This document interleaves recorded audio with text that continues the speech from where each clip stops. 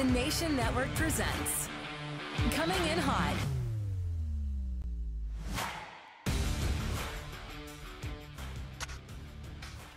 Hello, everybody. Welcome to Coming in Hot. I'm Brent Wallace alongside 13-year NHL veteran defenseman Jason York as we continue Hall of Fame week here with Daniel Alfredsson being inducted on Monday. And Yorkie, we brought in another Hall of Famer to finish out the week. Marian Hossa is going to join us later.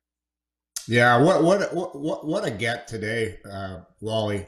Marian Hossa, one of the best guys you'll ever meet, and what an outstanding career he had as well. And I know he's got the book out, just released a few days ago about his career, and he's one of the good guys in the game. And I know people here in Ottawa have a lot of special feelings about how this guy played the game. I'm going to tell you, we were neighbors for a couple seasons in his early times in Ottawa, and when he came over, Wally, he just made such an effort to learn the language, be part of the group.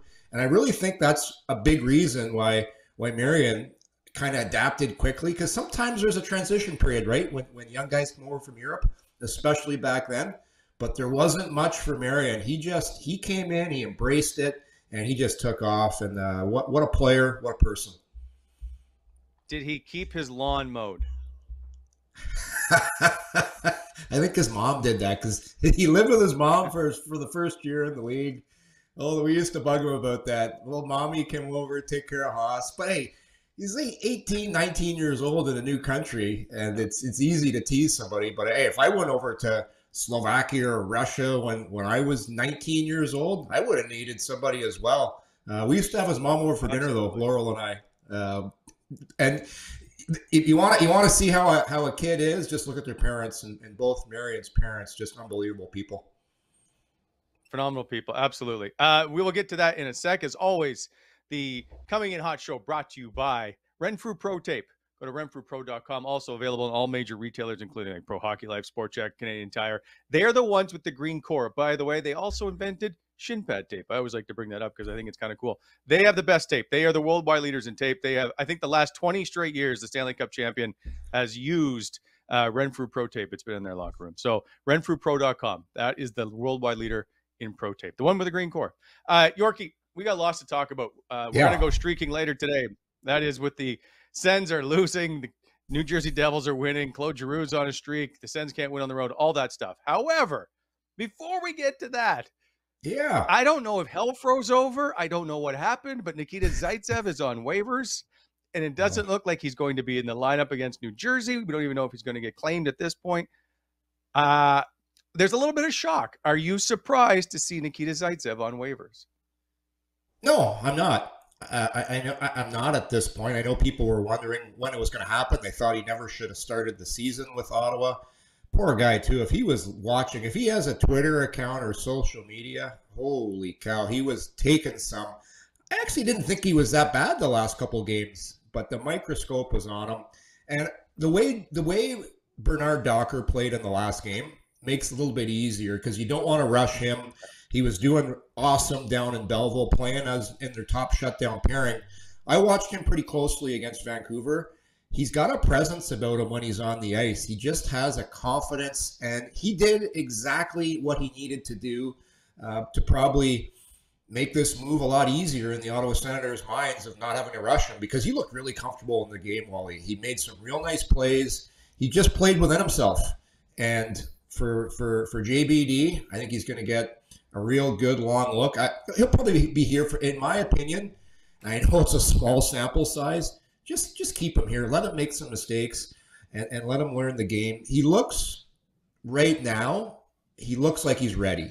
And also, too, what's going on in Ottawa right now, they need some stability back there on the blue line. So right now, the future is now for JBD. And if he plays like he did against Vancouver, he's not going to have any problems. But don't kid yourself. He's going to have some bumps in the roads as well, just like Sanderson, just like all young D do. But he's going to have to learn on the job. But I really liked what I saw in that game against Vancouver. I thought he was excellent. 17 minutes, 27 seconds of ice time. Goes from arguably being a healthy scratch when he got called up to playing as a top pairing with Thomas Chabot. We're going to get to that in a sec because I think something doesn't add up there. But do you think Jacob Bernard Docker can fill that spot alongside Thomas Chabot. And I'll let's just say, at least for the time being, until there are perhaps changes, is he good enough to be a top 2 D pairing? Well, that's asking a lot. And honestly, I think expectations need to change with the Ottawa Senators. And a lot of pressure was put on this young group in the summertime when they said, hey, they basically said we have to be a playoff team. If you read between the lines, we got to be a playoff team, meaningful games, whatever you want to call it, or it's going to be a failure.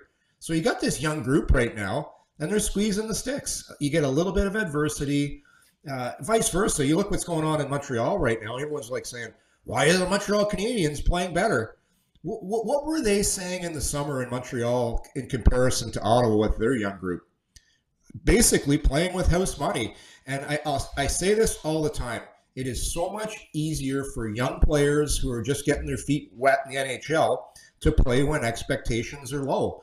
So if you're going to have high expectations for JBD and you think he's going to come in and be a top 2 defenseman, that's asking a lot. Can he do it? Time will tell. But let him play. Just let him learn on the job. He's going to make mistakes. It's going to be trial by fire here. But I just think that messaging in the summer, it's fine to say that, and I'll say it again.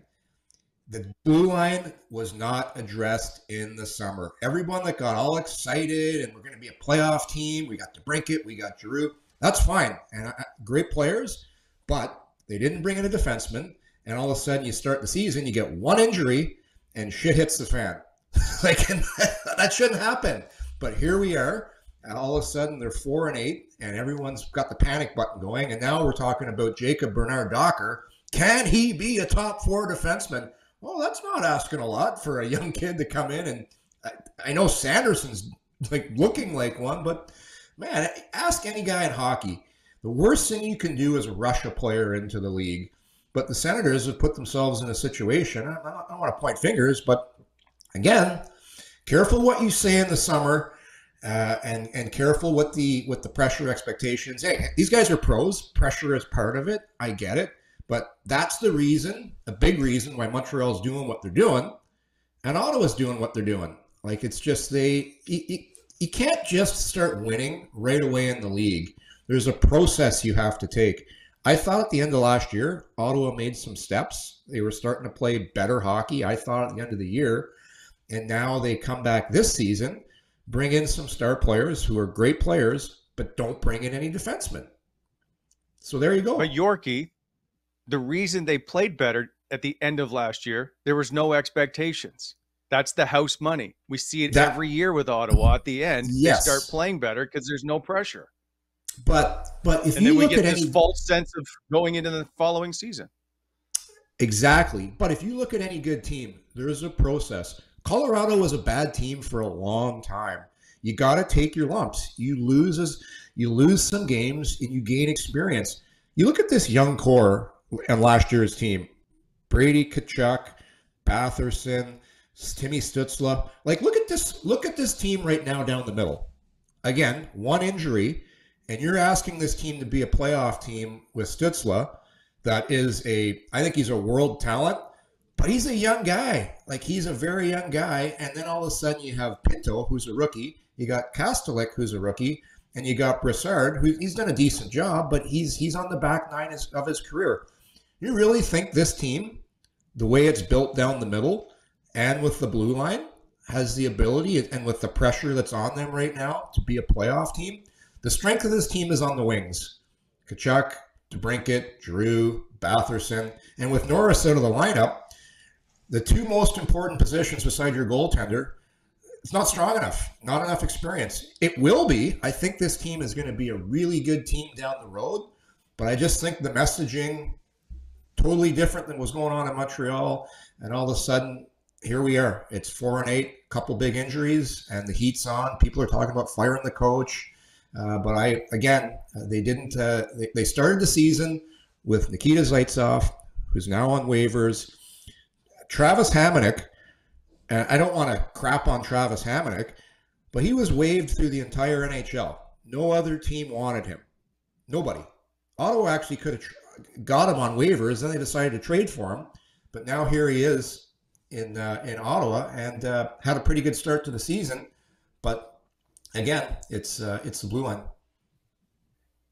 Well, he didn't look very good in the last game, but I will go. Okay, so we're going to go to Nikita Zaitsev being on waivers and what has all transpired in the last little bit. JBD gets called up on that weekend, and we suspect he's going to play. Otherwise, why are you pulling him out of Belleville when they're actually playing games? He doesn't play. He gets sent back down. I found that odd. Is this a move by Pierre Dorian to isolate Nikita Zaitsev out of the lineup and not give DJ Smith the option to play Nikita Zaitsev, which is what it seems like as the eye test appears? Because there's nobody out there. I haven't seen anybody anywhere go, you have to put Nikita Zaitsev in your lineup if you're going to win. All right? They're 0-8 with him in the lineup. I don't know if that's all on Nikita Zaitsev. Don't get me wrong. I thought he was very good in the Vegas game. But are you telling me at some point here, Wally, are you telling me that Pierre Dorian is like a Billy Bean and DJ Smith's the coach and it's Moneyball, where he won't play the player? Right? I think that's exactly what's happened here. This makes more sense as a power move to tell DJ Smith we're not playing Nikita Zaitsev anymore. Well, maybe. I would have to think most organizations, you're meeting with your general manager, the coach, everyone's on the same page. You make decisions together, especially during tough times. I'm bringing this guy up. I'd like him to play. You'd have a conversation, wouldn't you? I'm just thinking logically here right now. I see your point, but something we talked about the other day, maybe there was something in the works when Docker was called up the first time and the trade fell through and they brought him up. And the other thing, too, is everybody nowadays makes such a big deal if a guy gets called up and for some reason he doesn't play. Like, times have really changed, Wally. Like, that happens more often than people think. It's just under the microscope here when the team is losing. Everyone loses their shit, and it's like, oh my God, he's got to play. He's got to play. Well, so it's man, I'll tell you, I got called up. Well, I'm going to tell you something. I got called up for a game once with Detroit. I got called up the day before. I flew into Chicago from Adirondack. Stayed at the Drake downtown Chicago. It was an afternoon game the next day in Chicago. I came to the rink, met the team, got my gear on for warm up. I'm walking up the stairs to Chicago Stadium. I'm all excited. I get the tap on the shoulder from Scotty Bowman. Yeah, you're not going to play tonight. Oh, okay. Yeah, we'd like you to leave right now. Get on a flight. You're booked for a 2:30 flight, and you're going to play back in Adirondack tonight. So I had to pack my bag, walk through Chicago Stadium with my bag over my shoulder, go outside, hail a cab, get on a plane, fly back to Adirondack, which is Albany Airport, hour drive from the airport to the rink, get my gear on, and it was halfway through the first period, and I played the rest of the game in Adirondack. Like, I don't know, I didn't complain. How'd you play? I'm not saying Docker's complaining, but it's I was a young guy. I was a prospect. I was Detroit's #1 prospect. But shit happens, man. You deal with it. It's part of the business. It's part of being a pro. And we can speculate on what happened, but if you're Docker, I know he doesn't mind. But it's just interesting when you talk about guys getting called up and he needs to play. He needs to play. It's one game. I know they're losing. I know it's a big deal, but it's not the end of the world. It's the good thing is though. Zaitsev now, it's the right thing has been done, and you move on. Yeah. The difference is when you played, there was no cap. This time, there's a cap, which affects the budget. So if you just call players up, you're affecting the budget and costing money that may be available or needed to be down the road. I'm not saying that's in Ottawa's case, but money plays a big part now. And now you're taking a guy out of a lineup where a team needs to play and he needs to play. There's no point in doing what they're doing if they're not calling him up to play him. I get that there's a guy potentially injured. We're not sure if he's going to go. Yeah, that happens a bit. But it's rare now just to call people up on speculation. Usually they know pretty well if he's going to play.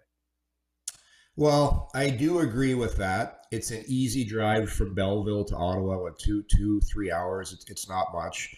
And DJ Smith's right now coaching like his life depends on it. Like, he's trying to make the right decision. I'm not defending him here with the whole Zaitsev situation. And all I can tell you, and people wonder why this happens with certain players, I'll tell you something about the NHL, how it works. every coach, every GM has their guy. You know who my guy was? Most people think he's not a smart guy. My guy was Pierre Gauthier. If it wasn't for Pierre Gauthier, I probably don't play nearly as many games as I can play, as I played in the league. He traded for me from Detroit to Anaheim. He was assistant GM there.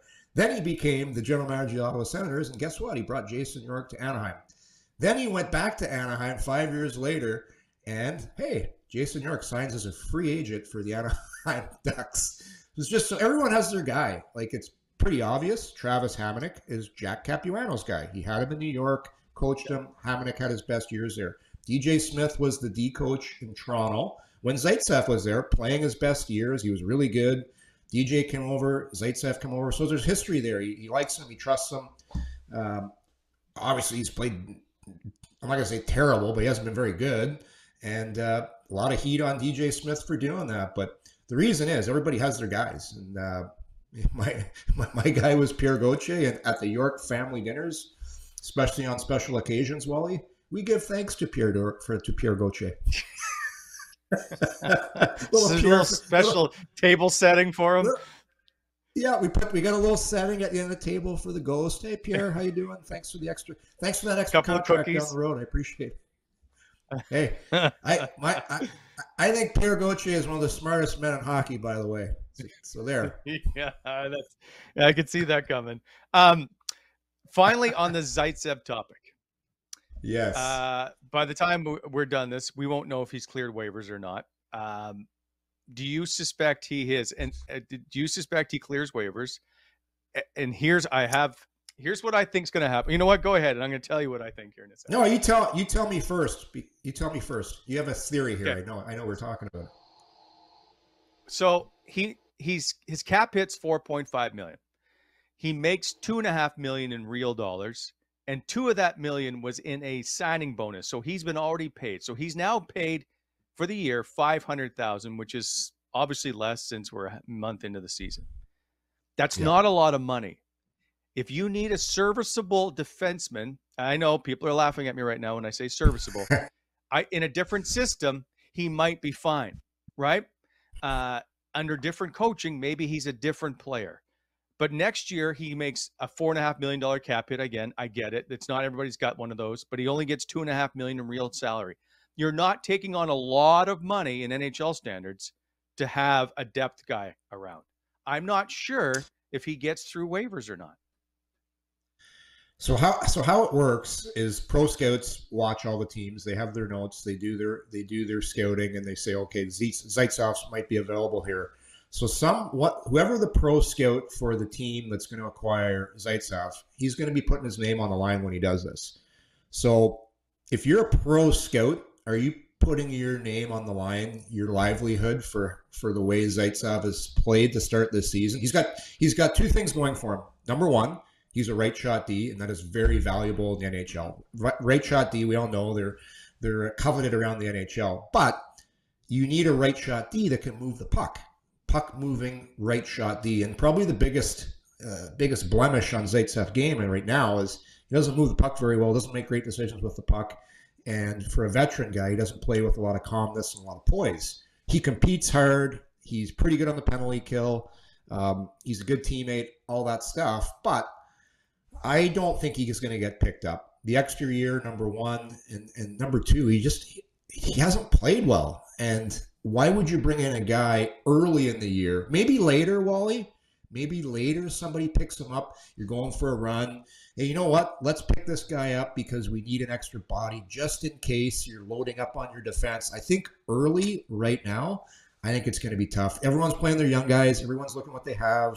Why would you bring in Nikita Zaitsev to kind of complicate what you already have, especially that he's not playing that well? So I don't think he gets picked up, but could be wrong. Fair enough. Like in my brain, I'm like, who's going to pick him up? But I used to think that about a lot of contracts that I never thought would get moved. So my point is we sit around going, well, that contract will never get moved. And then suddenly someone makes a trade for it. So I remember Phil Kessel's deal. People didn't think he would get moved, or Dion Phaneuf's contract. They traded David Clarkson, who was never going to play again. Right. Like there's just, there's math gymnastics that happens. That's all. Yeah. Who do you think would? So here's one. Who do you think would take him? If I know how your mind I don't works, know. Wally. I know you're analytic. Who do you got? I don't have anybody, but I feel like there's always a coach that says, I can fix X player. I can fix him. Bring him in. There's always someone who thinks they can do that. He's maybe there's a guy. Unfortunately, he's the Ottawa Senators coach right now. It's DJ Smith. Yeah, that's the guy. Yeah, Jack. Yeah, I can fix him, man. Not so much. So maybe he goes back to Toronto. Who knows? And listen, I hate shitting on. Hey, Wally. By the way, I hate shitting on players. It's a tough league to play in, and hey, the guys make lots of money, big boy pants, all that stuff. I get it, but I don't like to see guys struggle. I don't like to see guys. It sucks, but it is what it is. It is what it is. He hasn't played well. I've been moved before. I've been treated like crap before. I know how it feels. Probably the best story, to your point. Remember Larry Murphy back in the day? Like he was getting booed in Maple Leaf Gardens. Everybody thought he was finished. Terrible player. Then goes to Detroit and wins the Stanley Cup and actually plays really good hockey. It doesn't help. Doesn't hurt when he got to play with Nicholas Lidstrom as his partner. But you never know. But that's my point. I doubt it. Yeah. So, like, what if Nikita Zaitsev goes and pairs with somebody that ends up like? I'll bring this up because Eric Goodbranson I really like the Goody as a player, as a person. Yep. I didn't think he was very good in Ottawa. Goes to Pittsburgh, looked very good. Goes to Calgary, is like a shutdown guy, and then gets a 4-year, $16 million contract. I know. I just think you never know if you. Yorkie, 7,500 players in the history of the National Hockey that have played in the National Hockey League. 75. That's it over the course of the entire NHL. You are a special type of player to play in the National Hockey League. So for us to say these players are no good, they're extremely good. They just look like they're struggling against other high caliber players. But let's give them some credit here. They are in the National Hockey League. Yeah. Wally, quick story for you, real quick. So I once, when I was in Anaheim, and Pierre Gauthier, who I give thanks to at dinner, was fired. So the guy that brought me into Anaheim got fired, and the next year, Mike Babcock came in as coach. Brian Murray was the GM, and all of a sudden, my guy was gone, and we had a really bad team in Anaheim, and I got sent to the minors, and it looked like my career was over. Everybody thought I was terrible. For whatever reason. And then I got traded for $1. I got traded for $1 bill, and Nashville had to pick up half my salary, and I could have been done. And if people around the league looked around, hey, this guy traded for $1, and then I ended up going to Nashville, playing some pretty good hockey, played some top 4 minutes. So yeah, you do never know.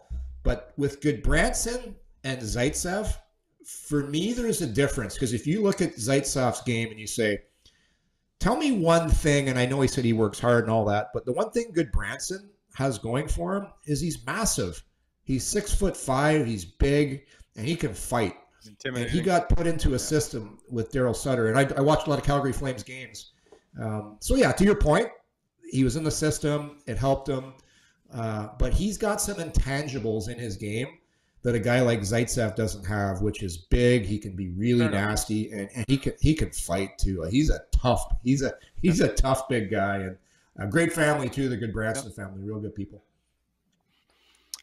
Yes, they are, and Ottawa could probably use them right about now just to have some physicality on the back end, because it's something that I think is sorely lacking, despite the fact that people talk about this day and age in hockey is all about speed and skill. They don't have anybody that's pushing people around. But that's another story for another day, Yorkie. We'll be here all day. By the way, the show brought to you by, as always, BEI, Bonnechere Excavating, Inc. If you're looking for a job with heavy construction, give them a shout. BonnechereExcavating.com. They are hiring. They need all kinds of people. Or give them a call, 613-432-1120. They also help with all your aggregate and landscaping needs. BEI, helping to shape the Ottawa Valley. All right, we're moving on. That is to today's game, Yorkie. Boy, oh boy. So the New Jersey Devils have won 7 in a row. They sit atop the Metropolitan Division. Ottawa, they've lost 6 in a row and sit 30th in the National Hockey League. Have yet to win a road game at 0-4. Boy, it doesn't look good for the Ottawa Senators going in. Now they've Matthew Joseph looks like he's going to be a healthy scratch tonight. We talked about this going into the season, how New Jersey and Ottawa, who was going to be better, who looked better. A lot of people thought it was going to be Ottawa was going to be ahead of New Jersey. Well, that's definitely not the case. New Jersey looks like they're for real so far in this early season. What did New Jersey do in the offseason, Wally? They addressed the D, Jay. Yeah, there you go. Like the most important position besides your goaltender is they address their D. They're able to get their puck out of their own zone. They got lots of talent up front and not a lot of pressure either in New Jersey. And I hate making pressure as an excuse and all that, but they're just they're off to a good start. And a big reason is they address their back end. They got guys that can move the puck. I really like Marino in Pittsburgh. Anyone that watched the Penguins play, this was an under-the-radar guy that plays with poise, plays with confidence. The thing with defensemen, you need a little bit of experience before you kind of figure out the league, who does what you can get away with, how quick the pace is, just reps. I remember talking to Dennis Potvin, and we used to chat about this all the time. He'd say, you need about 300 games in the league before you really kind of become the player you're going to be. It takes a while. Some guys, like for sure, like McCarr and these other guys, they're prodigies. They're unbelievable, and it comes quicker. But a guy like Marino, he's got a little bit of experience now. They brought in Hamilton, who can move the puck. So like they've done some nice things. So this will be, again, the most important game for the Ottawa Senators of the season, just like we said against the Vancouver game. But boy, oh boy, they need a win, and they need one tonight bad. So I will say, all their losses, if I'm not mistaken, have all been basically 1-goal games plus empty net goals. So does that mean either Ottawa is competitive and in all these games, or they're always playing from behind? And that's what it seems like to me, is Ottawa is always kind of trailing or playing from behind a lot of the time. And that changes how you play the game. Chasing the game. You hear that expression all the time. You're chasing the game. I wouldn't agree with that in the Vancouver game. I thought they were really good. Like, I watched them very closely in that game. And people were upset after the game, but it wasn't a perfect game. They lost that game because of 2 plays in that third period. Hamonic gets beat in the corner, easy pass out front. The defense takes it back. Shabbat, Brandstrom then turns it over. 2 games in a row, though, where the other team's goaltender, I look at the Vancouver game and then the game before with Philadelphia, both the opposition's goaltenders, I thought, outplayed Ottawa's goalies. And I'm not putting the loss on Ottawa's goaltenders. They could have really used a save in the Vancouver game. I thought Talbot, when Brandstrom turned that puck over, yeah, that's a grade A scoring chance. Really could have used a save there. And I know Talbot, a little unfair, hasn't played, didn't get a full camp, was thrown into the fire, but those are saves on a struggling team that you really need. And you look back and you can say, oh, well, that kind of won us the game there. But they didn't win. They did some good things. People aren't happy. It's just they're in a huge hole now. They're in a huge hole, Wally. How do they get out of it? They got to go in and just try and limit their mistakes and clear their heads, try and take the pressure, try and get the monkey off their back, and just play. It's tough. It's like I said, it's the way this roster is composed right now. It's going to be really difficult because they're young down the middle, they're young on the back end, and they really need some kind of move, a defenseman to come in or get Zoo back in the lineup as quick as possible because he is really missed back there. And Artem Zub, by the way, if you don't know, is not on the trip as they're playing 2 games. They play New Jersey and Philadelphia. Quickly, last topic before we get to Marian Hossa, Hall of Fame member. Claude Giroux, obviously he's frustrated, hates losing, and he's watching this team lose games. But he's on a 6-game point streak, Yorkie. 7 points, 5 goals. That's his best, longest point streak since February 23rd, 2019 to March 6th. 12 points during a 7-game point streak. He's come to play each and every night, it seems. He's been fantastic. good on faceoffs, good on the power play, scoring goals. Very good defensively too, Wally. I'm watching Claude Giroux, the way he works on the ice. Like, he tracks so hard in the neutral zone when he's coming back on the back check, and so smart, poised, confident out there. I thought that was a terrific signing by Pierre Dorion. Exactly what the Ottawa Senators needed, especially for some of the guys like Brady Tkachuk, Josh Norris, Batherson. He's a great guy to learn from. Just about, I'm not even talking about the games, how he goes about his daily business, how he prepares, how he works out. You go for dinner, what he's talking about, the stories, the players he's played with, the face-offs. We heard the stories about Stützle going in and watching how he takes face-offs. Same with Norris. So I think it's a terrific signing. He's come and played as advertised, even better. And you got to give Dorion full marks for pulling off that move, because I think it has been an outstanding pickup, and Claude I think he's been terrific. And when you're that good, you can score from basically outside the blue line at will, it seems. Yeah. That'll wrap it up for our Sens check. Alfie Week continues here on the show. Coming up, we have another Hall of Fame member. Marian Hossa joins us to chat about Alfie and about Hossa's career and about his new book. He's an author now. The guy does it all. You're watching Coming In Hot, brought to you by Renfrew Pro Tape. Marian Hossa, Hockey Hall of Fame member Marian Hossa. Welcome to the show. It's nice to see you again, sir. Thank you guys for having me. It's nice to see you too. Can you just quickly tell us what's it like to be a Hockey Hall of Fame member? Well, it definitely was an honor to be finally in Toronto after a couple of years because the COVID situation, but at least I could enjoy it a little bit longer than anybody else. And it feels great. It feels great to be between the top players I was looking into when I was a young kid, and there were so many legends in the Hall of Fame. And when you think about it, you still don't get it, even you there, but you still don't get it totally. What you accomplished. Yeah, it wasn't long ago, Hoss, when we used to call you the young gun. Like back in the day, you were just. It's crazy how time flies. So like I remember you coming to Ottawa. You lived with your mom for the first year. You're English. Like, you were a guy that I know coming over to play with Portland, it really helped. But one thing that really sticks out with me, Hoss, is you make such an effort to learn the language right away. And I think that's why you got immediate respect and why the guys loved you. Like, obviously, you were a good player, but because you were always hanging around the guys, talking and making an effort. Remember Ivan Chernik early on?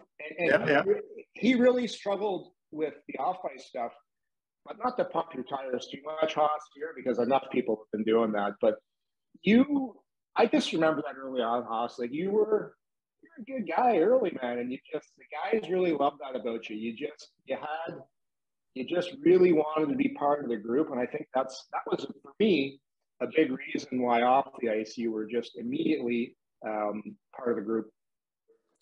Yeah, thanks for mentioning it. The time go by so fast, and I remember joining Ottawa squad and try to make the team. Try to establish myself as a top 6 players on a team, and that was my goal.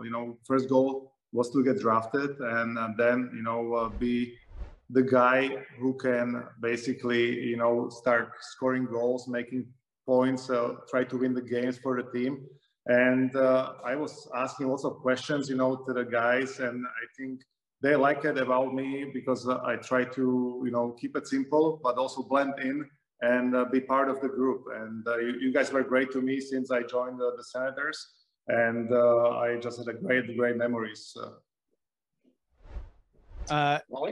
There's lots of stuff to talk about with you. And by the way, you came in and you were second in the league or second in Calder voting. You finished runner-up to Chris Drury, I think it was, if I'm not mistaken. You made the All-Star, the All-Rookie team. I'm going to take a time now to point out Tale of the Tape, brought to you by Renfrew Pro Tape. Some interesting notes we find out about Marian Hossa. 56, that's where you are, all-time scoring list in the National Hockey League, 1,134 points. 35th most goals scored in NHL history, 525. 80, the 80th player in league history to score 1,000 points. and 31 is the all-time playoff points list. You're 31st in playoff points. That's a phenomenal number to me, 149 points. Is there any number that really stands out to you? I mean, there's a few numbers. Obviously, when I started playing National Hockey League, my dream came true. And like I mentioned before, I tried to establish myself to be, steady top 6 forward and try to help the team to win. But I never thought I could play, I could, that's probably a bad word. There was never in my mind to play, I'm going to one day play 1,000 games or scoring 1,000 points or 500 goals, it just went step by step and try to be better each day. And that was my goal in my head, try to help the team. And all of a sudden, fast forward, and there was the milestones. And I was like, wow, that went by quick. And I got lucky to be part of those groups because I had a great players to play with me. And without them, I wouldn't be a Hall of Famer. I wouldn't win the Stanley Cup. So I would like to this way, thanks all the teammates in Ottawa Senators and plus, other teams where I played, because without the team, you wouldn't be where you are. Hey, Daniel Alfredson's going to the Hall of Fame next week. You're in the Hall of Fame. It's such a great accomplishment. I asked Alfie this, and we were at the other day, and I said, what do you think it was that got you to the next level? And Alfie just kept talking about hard work and the process, and he was a little bit of a late bloomer. I know your dad was really involved with you and your brother. Your dad coached a little bit. Is there anything you could put your finger on, like when you were young? Are you a kid that, you see the guys now, they're on the ice in the summer, they're on the ice all the time. It's crazy how much hockey everyone's doing right now. Like when you were young growing up, what do you think it was that kind of pushed you and turned you into the player you are and player you became? Hall of Fame player, Hossa. It's crazy to say that, but what do you think? I think the key word would be discipline. My dad taught me that because he was the coach, he was the player. And he told me, if you do something, do it 100%. Otherwise, it doesn't make a sense to do it. And that's kind of always I had in my mind when I was training for, when I was a kid, I had my goals. I was reading Jaromir Jagr book when he was doing the squats, and that kind of motivated me because I was like, wow, that is interesting. So before the bed, me and my brother in our room start squatting, before we went to sleep, and that mentality, I think, started rolling, and my mind was to be the best I can be, and the discipline get me there, because without the discipline, not just in hockey, but I believe in a life, it's now tough to accomplish any success. Hey, Hoss, how old were you when you started skating? I'm always fascinated when guys got on blades for the first time. How old were you? I was 5 years old. Yeah, and right away, were you good? Did you just love it, or did you just? No. It took me a while to be. My brother was a smoother skater. He started skating when he was 3. He was skating with me, so I was 2 years older.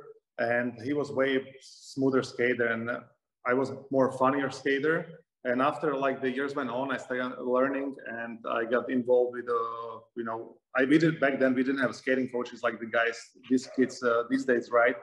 Yeah. So kind of, we had one coach, and he showed me, and I started learning to skate better. And after I become faster and more powerful skater.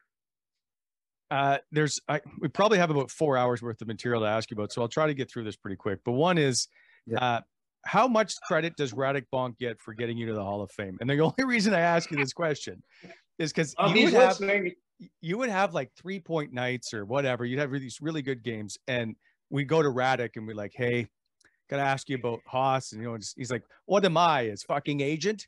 And he would do it all the time, and I always would joke about it. And so whenever I see Bonky, I always think of you and how he used to joke about you. So with Bonky, we had a great relationship because I think my first 6 years in Ottawa, he was my roommate. So, back then we had the roommates right away, and I think even the old guys, they had the roommates.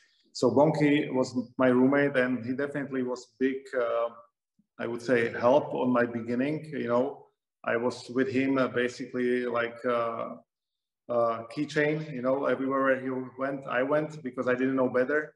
And we played together also in the same line with Magnus Arvidsson, and we were like starting as a checking line, and we were like pretty good to check the first lines, but also we create some offense. And I enjoy playing with Radek and Magnus, and every time we came to Ottawa, or I either see him or make a text to him. So definitely love to see him one day when we come to Ottawa and have a glass of wine like in the old times. I see Bonky quite often. I'm curious, Austin. I'm trying to remember. Were you on the Bonky diet as well with lots of Alfredo sauce, a couple Cokes? I think Bonky used to have like 3 Cokes before every game, lots of Alfredo. Were you doing that? I don't think, was that your routine too?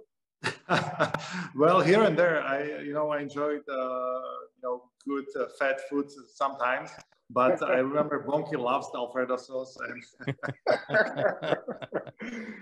I gotta ask you one more thing. So in the book, I can't wait to read this book. By the way, you said it was just released yesterday, Hossa, and it's going to be in Slovak and English. There's going to be 2 versions, right? So is there going to be early on in your career, because you played a long time in the NHL, like secrets to staying and being, having a proper warm up? Because I remember in Ottawa, Hoss, you used to love a good hot tub before practice. Is there going to be a little thing in the book about the hot tubs early in the career?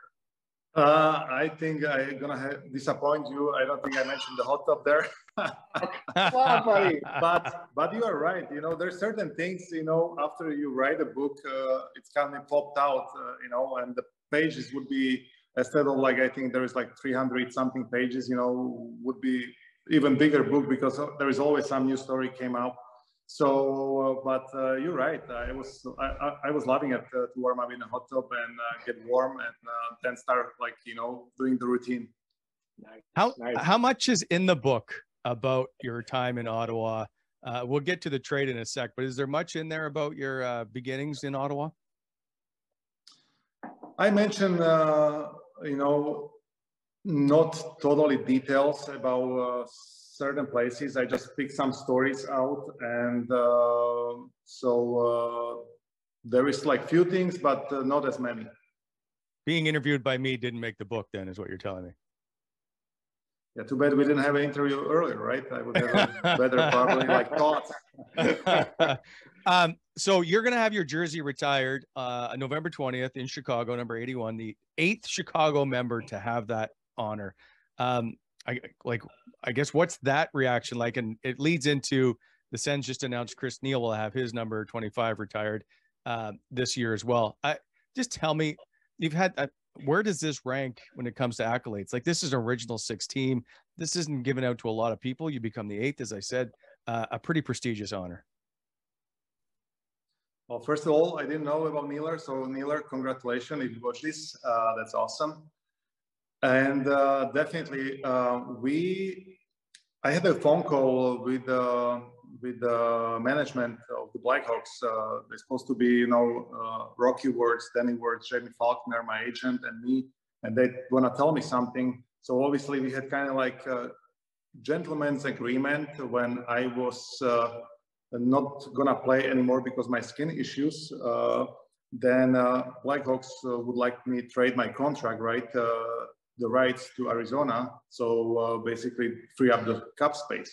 And I first I said no, and but after like year after, they came up to me the second time and they asked me because they would they would help them. So they made a trade, and I said okay then, because I like being still be part of the team, and if I cannot help on the ice, if I do it this way, mean it. But I remember I told the owner, Rocky Words, I said, Rocky, but you have to promise me you sign me for 1 day after my contract expires. He's like, deal. So we basically come to the point, there is a big phone call, a Zoom call, and they told me about the 1 day contract, but plus the bonus, or the big bonus, they told me they decide to retire my jersey. And when I heard the news, I had like goosebumps, and I was like speechless at the same time, and I didn't know what to say. And they had a just great look at my face when they told me that. And that was amazing Zoom call, which I never forget. That is an awesome story. Hoss, a little bit of a tough question for you here. 3 Stanley Cups, number retired, Hockey Hall of Fame. I'm going to put you on the spot here. If you could pick a thing that you say, man, that is something I'm most proud of, or something that you really value, could you pick one, or is it just too tough to pick? I think if I have to pick one, I think definitely the first Stanley Cup I won, because after 2 losses, you know, that I think I enjoyed the most. Like that had to be, like, you talk about a guy, and this is kind of your story, Hoss, because I remember you had a major knee injury before you even started NHL. Like, a lot of guys, they might not have made it, but you think experiences like that early on, a little bit of adversity, well, a lot of adversity, and then you just become such a mentally tough guy. All of a sudden, you had the, you know, Pittsburgh, Detroit, you think you're going to win, you don't win. And then, man, you just must be so proud, because that takes, there's got to be something in you to just keep making you drive and keep working to be able to do that, Hoss, right? Yeah, you're right. So after the second loss, that was devastating, right? Because you lose against the team, they offer you 5 years contract, play with Sidney Crosby, and you didn't take it. And when I look back, I was looking at back when I was writing the book, I said, like, what the hell I was thinking then? You know, like playing with the best player, you know, and I clicked with him right away in Pittsburgh. We had like success in the playoffs, and I went 1 year to Detroit, but I just had a vision, you know, I definitely, you know, I wanted to win, and they had a great team, Detroit, even for 1 year. But I want to find out, like, what exactly is in that Detroit locker room, because they were, you know, winning 3 or 4 Stanley Cups. They had the players, future Hall of Famers, and they had like great coaching staff. And I was like, I want to be part of that team, even for 1 year. I want to have a pig in that kitchen to help me to be better player. You know, why Drapers and Maltby's are still like playing high class in the 4th, 3rd line, you know, checking the best players, you know, and that year gave me so much. Even when we didn't win, we lost, but that year gave me so much to be better player, better 200-foot player, learning from Zetterberg and Datsuk. And after, when I was leaving Detroit, I was more prepared, mentally tougher, and better 200-foot player. Did you get many chirps from your former Penguin teammates when they beat you? From the fans, yes. From the teammates, no. I think there was some type of quiet respect to each other. Okay. So they knew how I felt. Obviously, losing second time, the closest possible way, Game 7 by 1 goal, you know, against the team you had a chance to play for, right? So that was tough loss. Especially that was mentally a pretty tough summer for me. But I told myself, either I'm gonna like feel sorry for myself, or I'm gonna work even harder and you know, put everything on the side and just work, because I knew I'm gonna be free agent. And that team, they're gonna choose to sign me. You know, they wanna Marian Hossa with a clear head, not with the feel sorry Marian Hossa. So I just start training even harder and be prepared for the new season. You've played with so many good players. You talk about Crosby and obviously Kane and Taves and Alfie. Like, where does Alfie rank for you as a guy that's going into the Hall of Fame? I guess, what was he like for you to play with for the 5 years you were in Ottawa? Well, with Alfie, I had a great connection right away. He's like so humble, quiet superstar. And he was excellent. I enjoyed to be always around him. Great attitude guy. I usually never saw a Swedish guy like with bad attitude. So there's something about Swedes. But Alfie, you know, he was a captain, the icon of the Ottawa Senators. And a couple times, I think, I believe we were either roommates in playoffs. But with Alfie, I just had a great memories. And, you know, it was such a nice to see. Finally, he got the recognition to be Hall of Famer, because he definitely deserved it. And you know, there was great news when I saw it. Are there tips for him? Like, when going into the Hall of Fame, is there a secret handshake? Do you have like I don't know, secret codes or anything that happens? No, but Nicholas Lindstrom just told me last year, just enjoy the weekend. And obviously there is so much things going on, so many different stuff you have to do. But I just took his words, and I was just smiling and enjoying the moment. Hey, Hoss, you mentioned this earlier, and a lot of people, they didn't really know what happened to you. And you mentioned it earlier when you had the skin condition later on in your career. What happened? Like, did that just come out of the blue for you, or was that something you were always dealing with? Yeah, so there's gonna be in one. I'm writing in a book just whole chapter about the skin condition, so people understand what I went through. There is a couple pictures of that, and basically, like shorter version, it started like last 4 years before I retired. So my last 4 seasons. Started like really simple, like, you know, like something I was itching, then it was like kind of more worse, and each year was getting worse and worse until I have to basically like tape it so it doesn't soak through the t-shirts, or when I was sleeping at home, you know, my wife was always washing the sheets because I was leaking from the wounds. And that was like getting really uncomfortable, and came to the point, I try everything, and came to the point I have to be on a strong pill. It's almost like half a chemotherapy pill, cyclosporine. And also my doctor is writing in a book really shortly, like to explain what it means, what it was. And we try everything, but we couldn't kind of stop it. And that was only because you sweating in equipment. You know, soon as I stopped, and 2-3 weeks later, after the season, when I didn't have to put equipment on, you know, the skin started healing. But during the season, you got practice, you got game, you got another game, you got back-to-back games, you know, you got practices. So the skin never had a chance to recover, and that was the problem. And now that you're done and you're not playing, it's gone totally? Yeah, because every time, even in the summer, after like 3 weeks after the season, the skin healed, and summer was fine. Even I was running with a t-shirt. Yeah. You know, I never had a problem. But soon as the season started and we started having like preseason games, and I never had the problems with the skin until like I started being around 34 years old, 35, 36, 37. So those 4 years was getting really rough. And, you know, when I was taking pills, then I have to make a decision, because I cannot play the sport and eating chemicals, and I don't know what kind of side effects would it have down the road, right?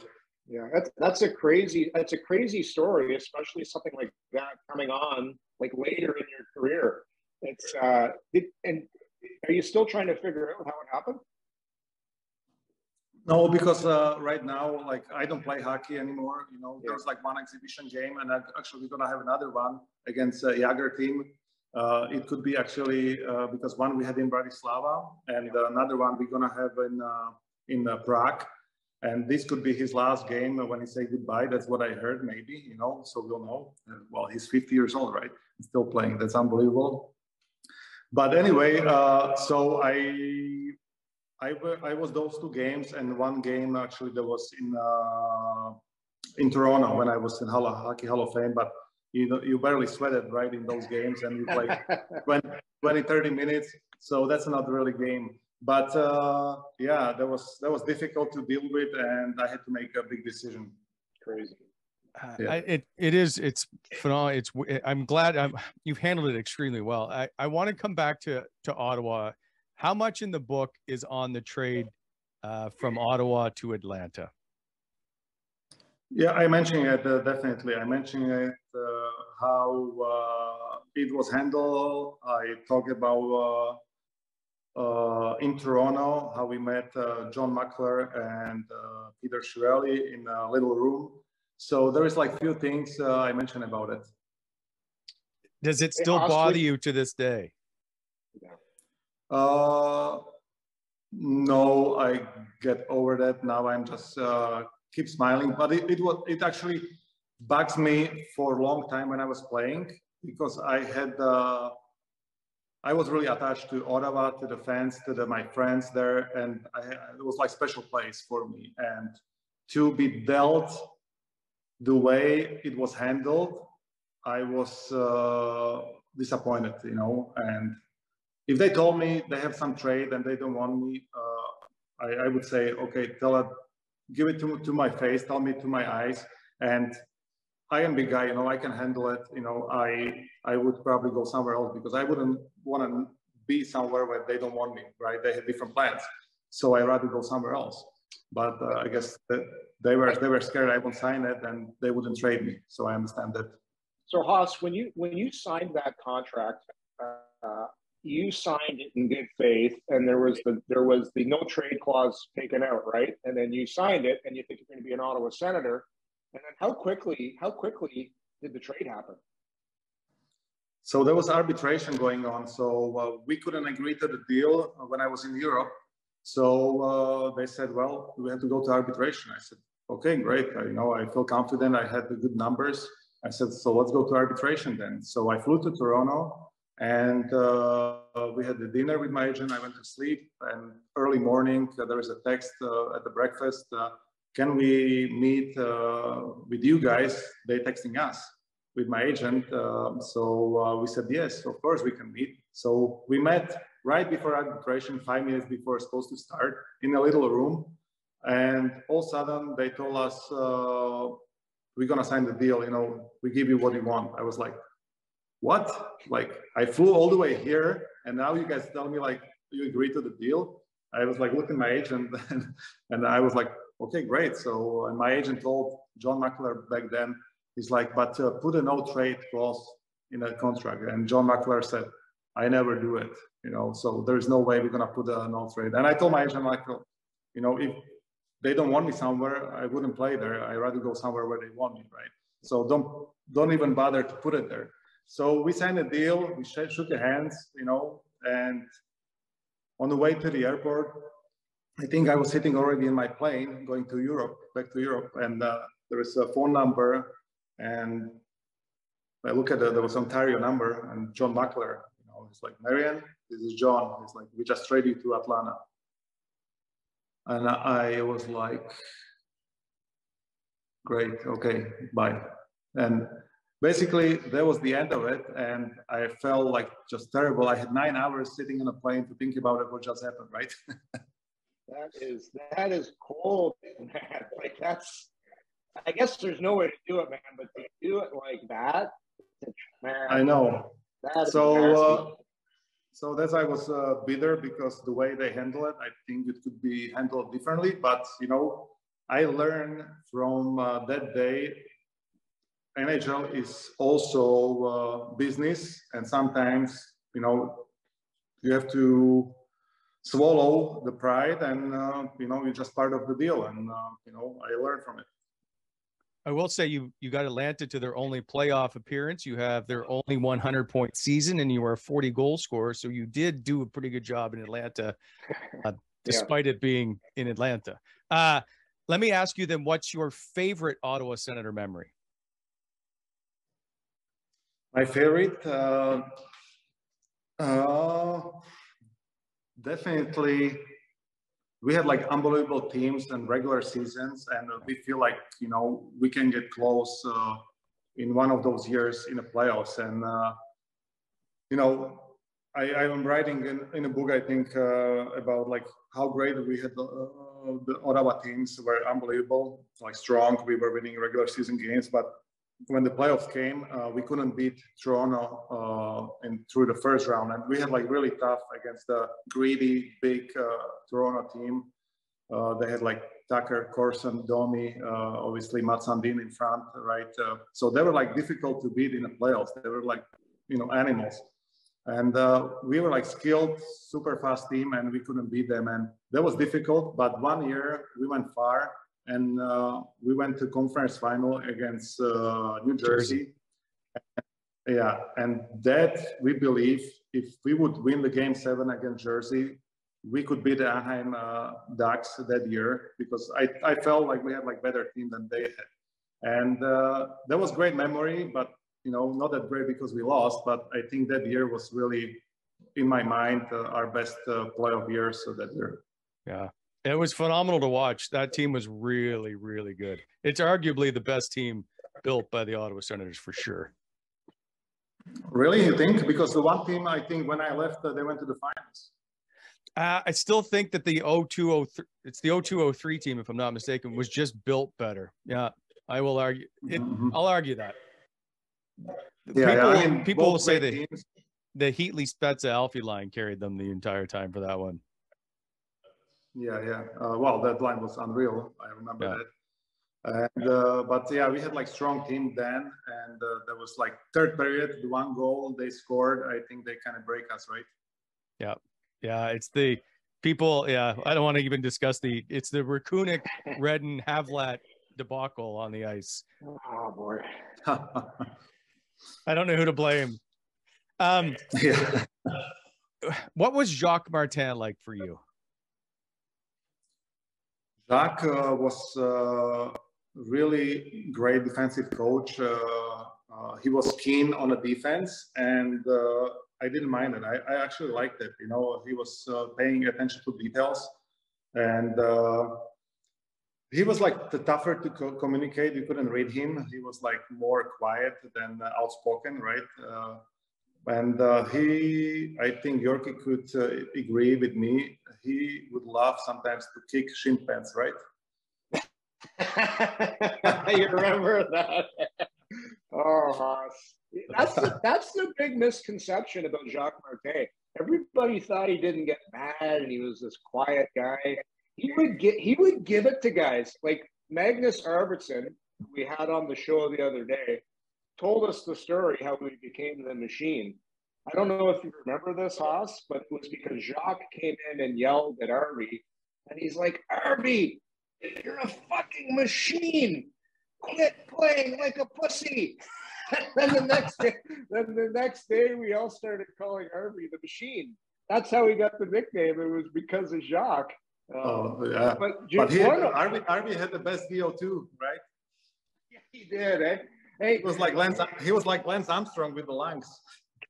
Believe this. I was thinking about Hoss. I was thinking about your game because I remember playing against you after I left Ottawa, and you were playing for different teams.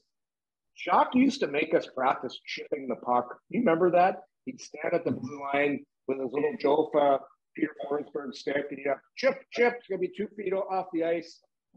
Your game, you used to come down on defense. I remember you do it to me all the time, and you just put the puck about 4 feet behind the defenseman, make him turn, then you'd skate right by. Like not many guys can do that, but that was something that you kind of use that as like a skill move because you're so big, so fast. Like, is that something you got from Jacques, or is that something you just started doing on your own? I think I started doing on my own. I remember that drill we were doing, the chipping drill. There was different drills. We done it. We didn't enjoy it as much. But this one, for some reason, there was like window of a couple of years in Ottawa. I started doing that, and before some big defenseman turn, right? I took advantage of that. I put it between their legs before they look at me or they have to look at the puck, and I took the split second. And I tried to, overspeed them. And a couple of years it worked, but after like different rules, it stopped working. So I had to change the strategy. Well, that was the thing with you, Hoss. I always thought with guys like you were a triple threat. You could be physical, you were fast, and you also had skill. And surprise, surprise, you're in the Hall of Fame, and that's one of the big reasons. But in the book, is there anything, we talked about the Stanley Cups, we talked about the trade. Is there anything else in the book that you remember, that you wrote about that really sticks out for you in your career? Well, there's lots of obviously interesting things. It's tough to choose one. Obviously, writing about the Cups, writing about how we started with my brother. There's chapter like with the skin condition. There's also a little chapter how we, damaged the cup at the party. How'd that happen? You have to read it. I like it. A little teaser, Hoss. So there's like good little parts. I think it's easy reading. It's nothing you should fall asleep on. So I think it's gonna be easy book to read. What made you want to write a book anyhow? Because that's not like some guys write books. What was your reasoning for wanting to do the book? Yeah, so somebody after I won the first cup, told me like, start writing the book. I think you have a great story. And I was like, no, like if you write a book, you have to have like free time, and I don't have that. I wanna like focus on hockey, and I still got my 10 years in front of me in my contract. So I want to keep playing. And so I kind of knew in my mind after I was getting successful, I want to, leave something behind, some legacy. And especially my kids are young, and I haven't been playing this 5th year. So my little 2 daughters, the oldest one and the middle one, they remember a little bit maybe, right, from my career. But the youngest one, just born, she doesn't remember, she won't remember nothing. So this way, when she grabbed the book, when she started reading, when she's gonna be old enough, there is something like, okay, this is my dad, like I know who he was, and I wanna just leave something when the kids are older, they can read and they be proud of the dad. Awesome. What is your thank you. favorite Stanley Cup party story? I think my best party story, it's always when we won, when the media was leaving the dressing room, and then there stayed the management, just the guys and trainers, basically the people who you were in a fight 2 months straight. And I think back there, I think that was the best time. It wasn't long, but it was in the dressing room right after. So the hype was really high. And we enjoyed the champagne, the coaches, sprayed the coaches, and there was just champagne everywhere. And that was the best party. Obviously, there was great parties afterwards, but this was always so intense and so fun and so fresh. So I enjoyed the dressing room parties. How much sleep do you get in the first week after winning the Stanley Cup? Yeah.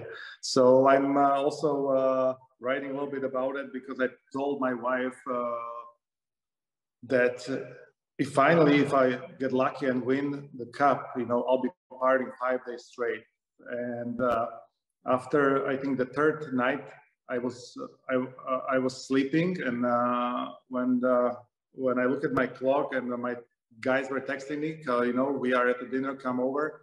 I swear to God, I want to just stay in a bed and just don't go anywhere. But I promised myself, and I'm pretty disciplined guy, so I went 5 nights. 5 to 5, that's your max, eh, Hoss? 5 nights. That's pretty good. Yeah. So good. That was only the first cup. Yeah, me too. Hoss, do you still watch a lot of hockey? Like now that you're done, is it something back home? I know it's a time change and everything, but do you still watch a lot of NHL? Yeah. So I think a week or 2 weeks ago, there was a Chicago game against Seattle. So I watched that because there was afternoon game in Chicago. So I watched that. That was at night here. But usually I don't watch many hockey games because of the time change. But every morning I making kids like breakfast or snacks for school. I have a coffee. I put my phone and I'm watching the highlights, and I'm picking my favorite players who I like to watch. Some highlights reels or how the Blackhawks playing. So definitely, I have an idea how the standings are, how the games are, but I don't watch hockey games. Who are your guys? You just mentioned certain guys you like to watch. Who are guys that Marian Hossa likes to watch? So definitely from Chicago is Kane Taves, because they're still there, right? I text with them here and there when they have a good game, or when I see something special. So we still keep in touch. But who I like to definitely watch is definitely Connor McDavid. That's phenomenal what he is doing. He's doing his own league.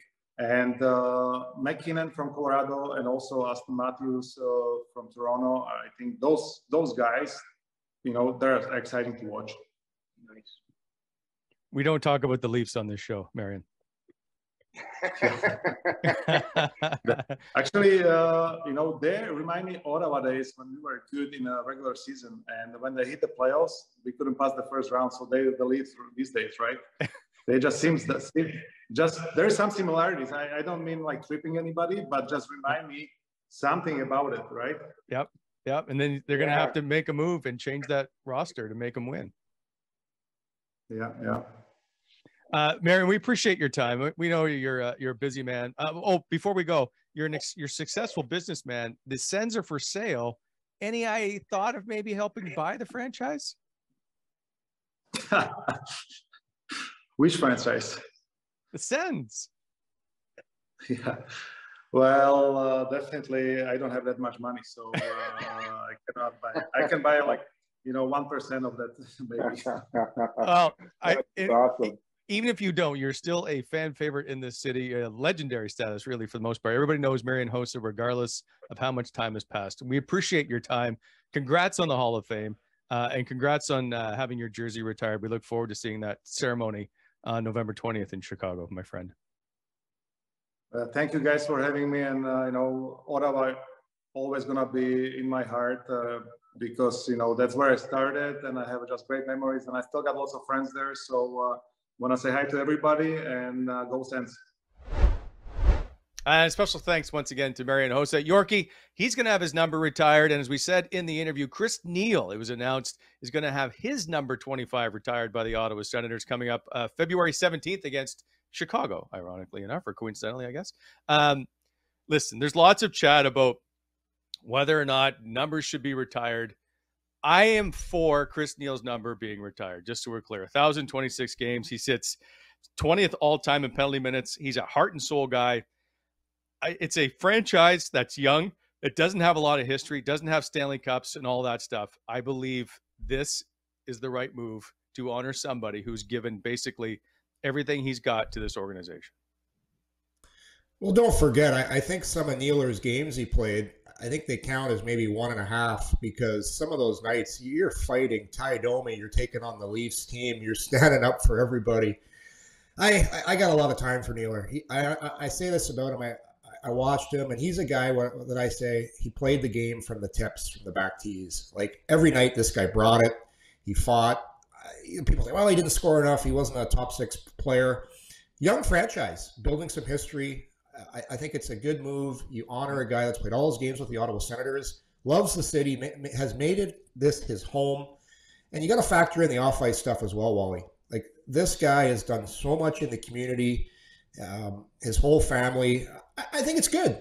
Anytime you can bring a positive story of a guy that has dedicated his entire professional career to the Ottawa Senators and done so in a different fashion than most players, through toughness, standing up for his teammates, and some memorable, massive hits. Like that one hit he laid over on right in front of the visiting bench. You could hear that hit from the 400 level. I'm trying to remember who that guy he ran over was, Wally. Was it the Buffalo Sabres game?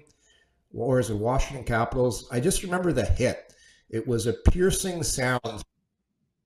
It was Boston, right? Who was the guy? Wally, do you remember the guy he got with that hit? It's blacking out. I know I'm putting you on the spot, but one of the no. Yeah, maybe Brandon Carlo, one of the biggest hits I've ever seen. But that's Chris Neil, physical, played the game from the tips, like I said, and it's a big honor, and people can debate it all they want, but I think it's a great thing for the franchise.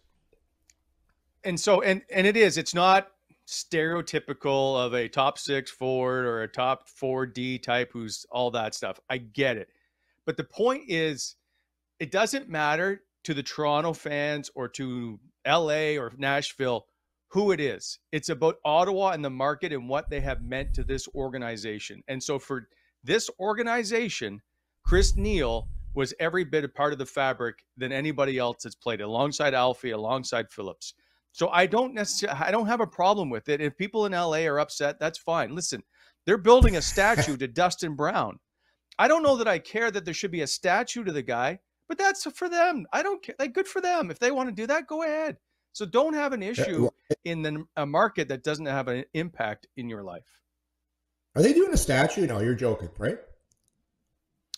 No, I'm pretty sure they're building a statue for Dustin Brown. Well, statues. So a number is one thing. A statue to me, if you get a statue, that's a whole different level there. You put the statue up, and no disrespect to Dustin Brown, another guy that played the game from the tips as well, played hard, captain. Exactly.